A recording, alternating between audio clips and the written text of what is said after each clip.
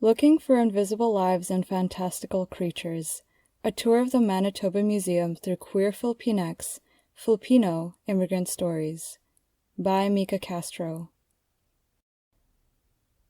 Initially, I went into the museum to look at Manitoba's stories of immigration, but in following the lead of the children, I began to see the museum as a space for fantasy, one that is open to queer critical thinking.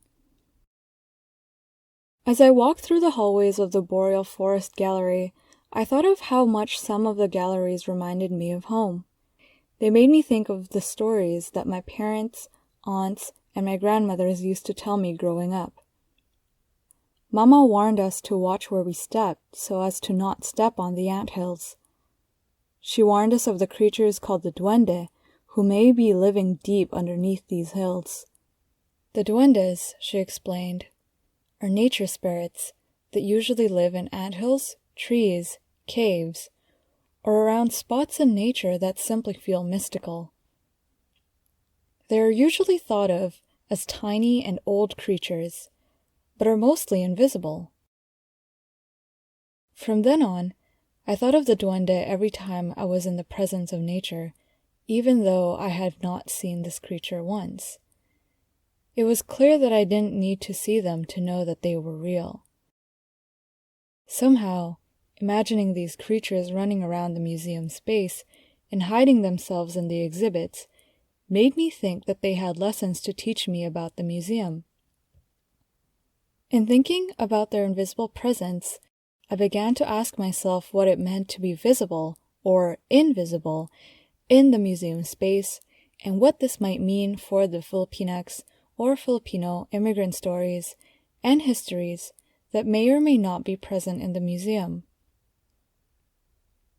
Even when racialized immigrants are included in the museum, their presence does not interrogate how they have shaped Manitoba's or Winnipeg's histories in the first place.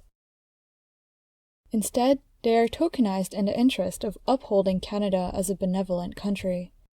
In this way, their visibility in the museum only serves to make their real histories invisible. Queer Manitoban Filipinxes are often left out of discussions of Filipino immigration or are not seen as fitting with the image of what a Filipino Manitoban should be.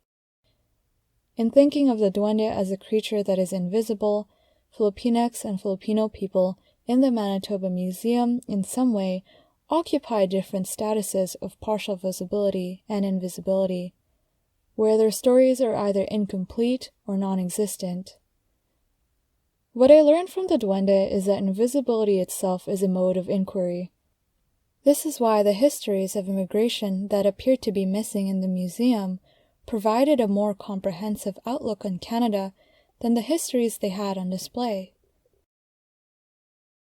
When I am reflecting on that moment with Mama all those years ago, when my brothers and I came across those anthills, I wondered why she felt it more important to warn us of the unseen rather than the swarms of ants that could have easily nipped at our feet.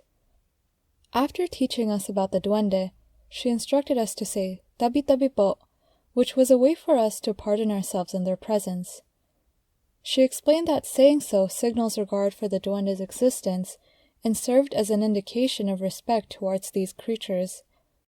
The act of imagining the existence of the duende around the church's path, then, was an exercise to pay attention to what was once thought to be absent from a space.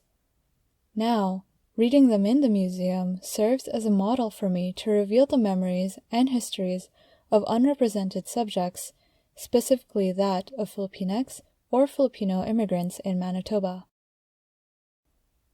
What I learned from the duende is that invisibility itself is a mode of inquiry, where acknowledging what is invisible in the first place might uncover more information about a space.